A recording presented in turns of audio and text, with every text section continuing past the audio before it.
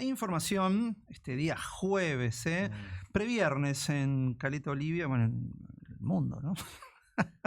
Che, bueno, vamos a hablar un poquito de literatura, ¿te parece? Vamos a hablar con Sandra Milani. Solemos hablar con ella para, bueno, darle difusión a los cursos de lectura, círculos de lectura más que cursos que se llevan a cabo allí en la Biblioteca del Mirador. Gran lugar la Biblioteca Me del Mirador. acuerdo del Infierno del Dante, por ejemplo, de haber hablado de Dante Alighieri. Sí. Y ahora va a presentar, creo que empieza mañana viernes, bueno, Flaubert, Gustave Flaubert y, bueno... Madame Bovary. Un gran libro que es Madame Bovary. Así que la saludamos a Sandra. ¿Cómo anda, Sandra? Hola chicos, ¿cómo están? Hola Fede, hola Mauricio, ¿cómo les va a ustedes? Qué gusto. Sí, bien, bien, estamos bien. Bueno, mañana 7 de agosto, 10 encuentros dura este círculo de lectura, desde las 16 a las 18 los viernes. Bueno, arancelado, ¿no? Y becas para estudiantes. Sandra, Gustave Flaubert, Madame Bovary, y un tema interesante, ¿no? Que es el amor romántico en estos tiempos de, bueno, de tratar de romper también con ese concepto, ¿no? Sí. El curso en realidad es a pedido. Terminamos otro taller de lectura en un momento y Madame Bovary como que sonaba. Pasa un poco como con el Quijote, todo el mundo habla de Madame Bovary, poca gente lo ha leído, es una novela bastante... Yo leí Madame Bovary, claro, pero no me acuerdo tanto. Sí, recién charlábamos con Fede antes de llamarte y yo le decía que no lo leí nunca y la verdad que debo haber leído algún fragmento, eso sí, recuerdo, pero el libro propiamente dicho no lo leí y claro, y también te lleva a la reflexión, no podemos haber leído todo de toda la época, hay millones de obras literarias maravillosas. Claro, es verdad, pero también es cierto que de algunas se habla más que de otras, ¿no? Sí, es verdad. Por ejemplo, nadie habla de Bouvard y Pécuchet o de la educación sentimental de Flaubert, que son dos libros buenísimos de Flaubert, pero sí se habla de Madame Bovary, claro. ¿No? Bueno, nada, un poco... ¿Cómo?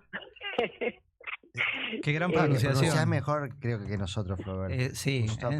Habla, bueno, es profesora de francés. Recordemos, entonces, venís con el Quijote, con Dante Alighieri. ¿Qué otros círculos hiciste? Este no es un círculo de lectura, este es un curso, ¿sí? Bueno. Está en la línea del que hicimos como por ejemplo, el curso de Borges que hicimos el año pasado. Ok, claro. Sí.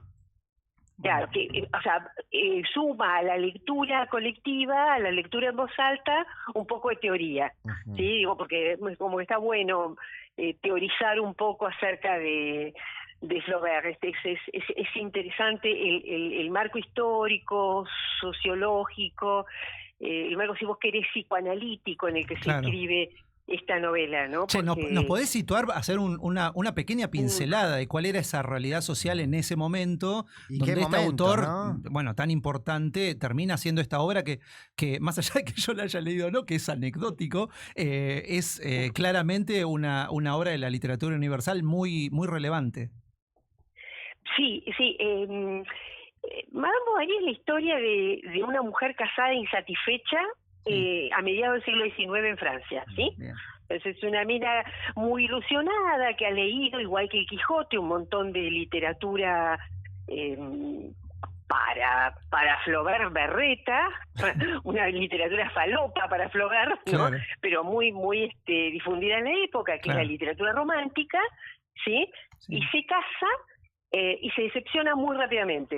Entonces es una novela esto no es lo que esperaba, esto no es lo que yo leí. Esto no es lo que yo leí, tal cual. ¿Sí? No pasa absolutamente nada porque nada es lo que ella suponía que iba a suceder estando casada. Entonces se sucede en una serie de eventos, ¿cómo podríamos decir?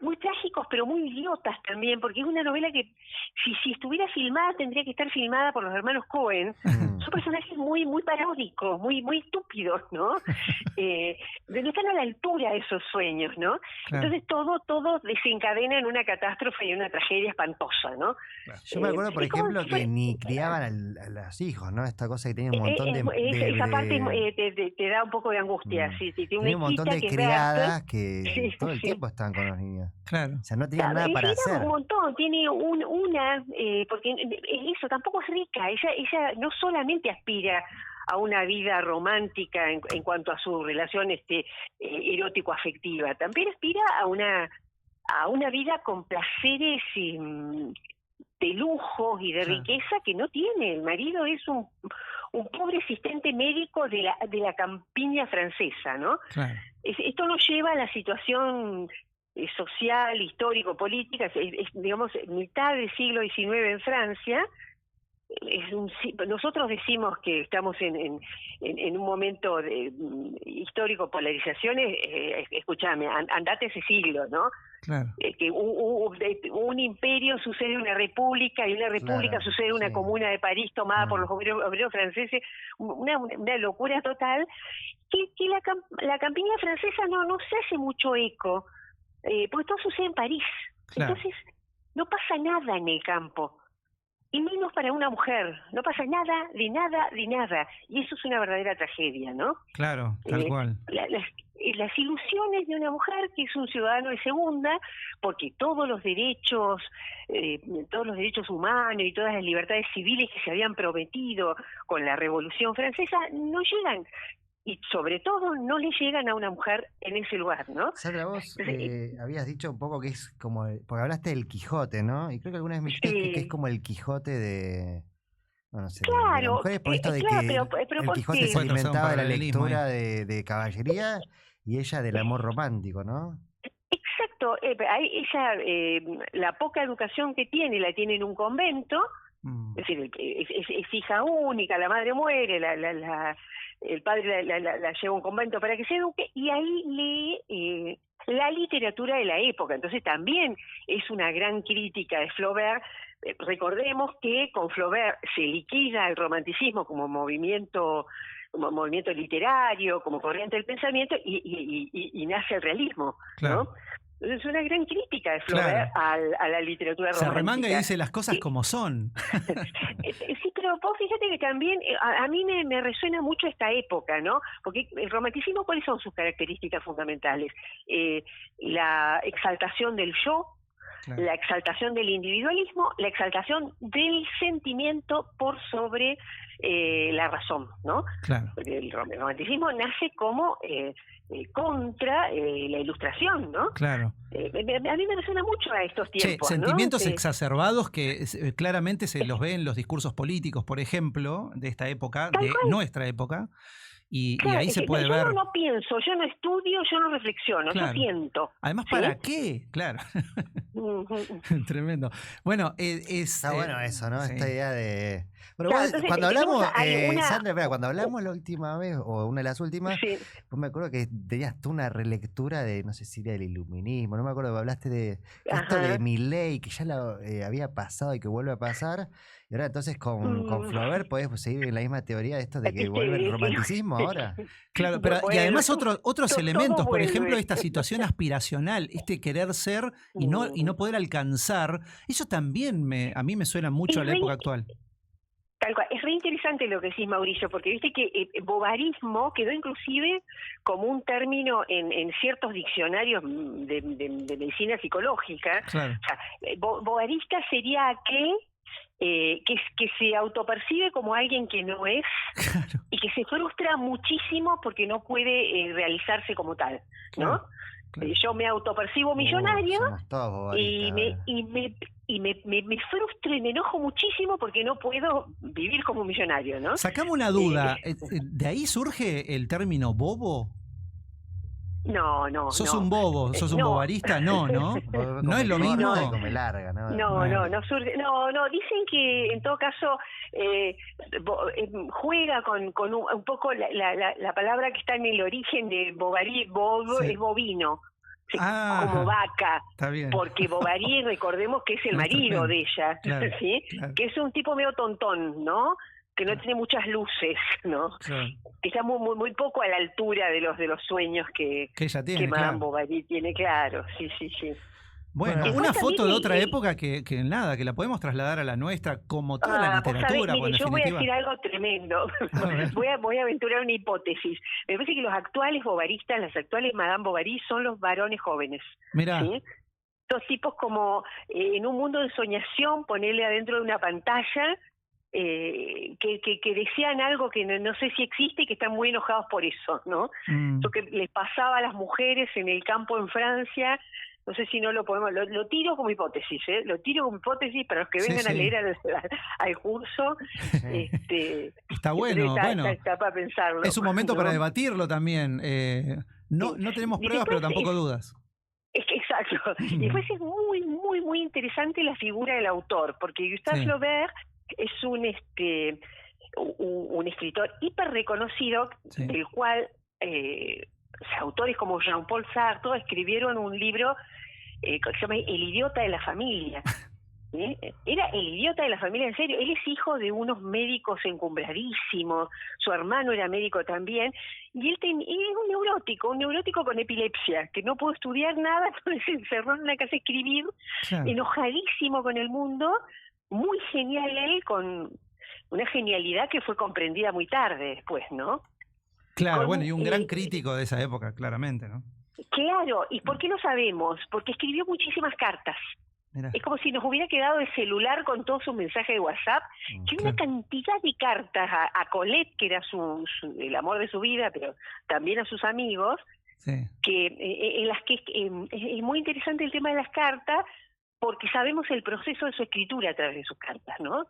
Claro. Todo lo que él, como fue pergeñando capítulo por capítulo. Hay cartas en las que dice, che, estoy escribiendo el capítulo 8, no me sale cómo retratar tal cosa, ¿sí? Claro. Entonces eso para los críticos es tremendo, una cosa maravillosa. Te podés asomar a la trastienda de una obra que después terminó siendo una obra universal. Bueno, para eso tienen que ir a la Biblioteca del Mirador todos los viernes de 16 a 18, son 10 encuentros, ¿no? Sandra, son 10 encuentros porque queremos, podría haber sido un curso más corto, pero queremos leer. Bien, ¿sí? Claro. Entonces, para leer en voz alta la obra y además dar un marco teórico adecuado para comprenderla, necesitamos tiempo. Claro. Así que sí, y lo hacemos de 4 a 6 porque queremos que vayan, qué sé yo, los chicos del IPES, por ejemplo, que tengan, digamos, su espacio para poder tener, digamos, oportunidades de estudiar y de leer literatura. Mañana entonces arranca 16 horas en la Biblioteca Popular del Mirador, 10 encuentros, hay un arancel de 40.000 pesos, pero es un curso de 2 meses y medio, y hay becas para estudiantes. No queremos que los chicos que estudian, porque que se acerquen a cualquier interesado que quiera conocer más de Flaubert, más del realismo europeo, más de la obra de Madame Bovary en sí mismo, que vaya mañana a la Biblioteca del Mirador. Es más, pueden ir al primer encuentro y ver si les gusta, ¿sí? Sin ningún compromiso, Buenísimo, buenísimo. Mañana a las 4 de la tarde en la Biblioteca del Mirador, un abrazo enorme a Marta Toro y a la gente del Mirador que siempre nos ofrecen el espacio. Sí. Ellos terminaron un círculo de lectura de Hamlet, que es muy, muy interesante también. Esta primera mitad del año en la que yo no estuve, pero muy, muy interesante esa propuesta también. Así que mañana, 4 de la tarde, en la Biblioteca del Mirador.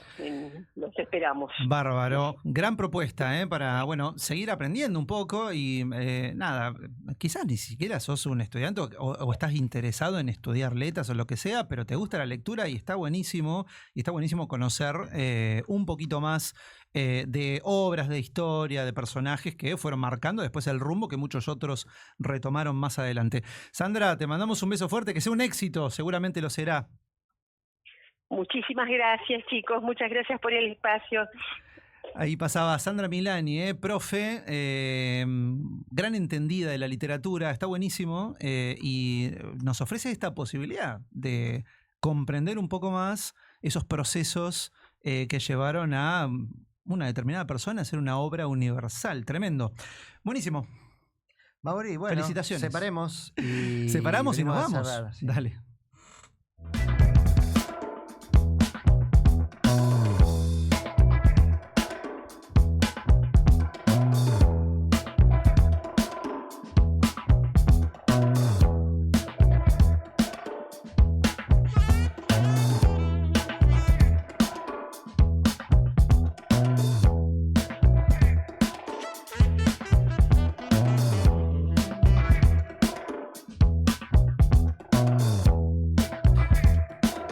Y nos vamos al palo, con esta música copada que ha elegido Leo Hernández para cerrar nuestro programa de hoy. Gracias, Leo. En los controles, como todos los días. Por ahí anda Iván Nieva, también Agustina Cabrera en nuestras redes sociales. Capos, los chicos poniéndonos allí donde vos estás, así que ojo al piojo con eso. Florencia Ríos subiendo información a www.elcaletense.net en Sopetón.